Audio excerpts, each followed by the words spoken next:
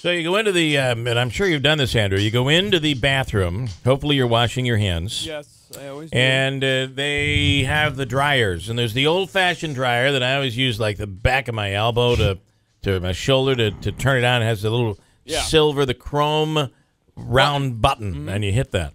And then the air comes out, and, you know, it's like forever. You got to keep watching. But now they have the new ones. The accelerator. And you put your hands in, kind of like the doctor puts his hands in the air and put the gloves on me. You do the same thing, but you put your hands inside this giant Airblade. The Dyson Airblade, yeah. Is that what they call it? There's the accelerator, and then there's the Dyson Airblade. This is the Airblade technology where you run your hands down, and it automatically kind of... Unbelievable, the power and the pressure. You see these little kids being blown around the room and stuff. It is incredible. But the news is out. Dirty, dirty, dirty. Bad. Yeah, I think it's all bad. Do you know why, though? But you're not wiping the germs off. Well, No, because you don't wipe the germs off because you've cleaned your hands, supposedly. Okay. But you don't completely clean your hands, so what ends up happening is... the germs blow onto your hand. You have a blowing of the germs. Yes. And it's all over the microbiotic germs are all over the air, and you're breathing them in. And you're catching the stuff that they had on their hands. You're breathing it into your system. If you have the option of the hand dryer towel, some bathrooms have both. My favorite is the cloth towel that just keeps circulating right through, right? And by the time I haven't seen those, and you can smell the gas from the guy's hands before you on what you're wiping your hands on. Yeah, who thought of that idea? I don't know, but I've seen how those are assembled, and I've actually worked at a place where I had to change them, and it's a complicated process. I can only imagine. All right, listen, Dr. Megan Hollis is on right now. Doc, are you surprised by this high-tech hand dryer? I mean, it's blowing the germs all over the place. Not really. I'm not surprised at all. Yeah. One more thing we create, and it's actually doing more harm. Now, we're talking here today about you send your kids to school, you expect them to be safe, and, you know, this Flint story has really gotten people thinking. We're seeing a story where they're testing schools, not just in Michigan, but across the country, and finding that in our schools, the lead content is high in school water. What do you know? Absolutely. So, you know, before we had the problem where we were concerned with lead paint, well, now we're finding out it's leaching into the water supply.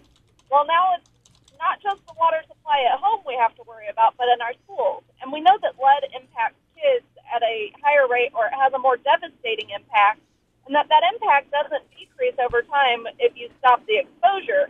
Once you've been exposed, it lasts forever. Yeah. And so, you know, the impact of lead in the bloodstream, you know, it causes things like decreased IQ, increased likelihood of learning disabilities, increased propensity for aggression. So that can later on lead to an increased likelihood that someone's going to engage in violent or aggressive behavior or criminal behavior. So the impacts over the long term are particularly concerning.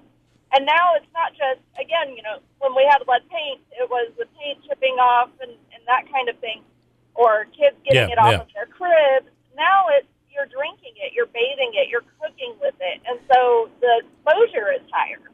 You know, we have, what's the story on the Village of Ilion? A village here which has its own water authority, and their levels of iron were really high in the water, right? Now, they're saying that it's not unsafe to drink, but it might be discolored from time to time. You do wonder, this stuff it's what we take for granted, right? It's you just turn on the faucet and the water is there, and it really makes you kind of wonder right now, how safe is it after all? Absolutely, and the unfortunate thing is that we're seeing a disparate impact in areas that have less money to invest in fixing the problem, right? Such as Flint. And so now you have people who can't really afford to go out and buy a bunch of bottled water. And so, you know, we just come across the problem of increased lead exposure and not a whole lot you can do about it. Yeah. Dr. Megan Hollis, thanks for your time. I appreciate you coming on this morning. Absolutely. Thank you. All right. I wonder if she washes her hands using a towel or one of those, what do they call the high-pressure one? Dyson Airblade. A Dyson or the Airblade. accelerator. Yeah. The hundreds of schools, do we know what they are, where they are? We do. There's 278 schools that the EPA has said. Yeah. 278 according to the AP. Are there any in upstate New York? In many of the cases, the problems are traced to aging buildings with lead pipes, older drinking fountains, and water fixtures that have parts made with lead.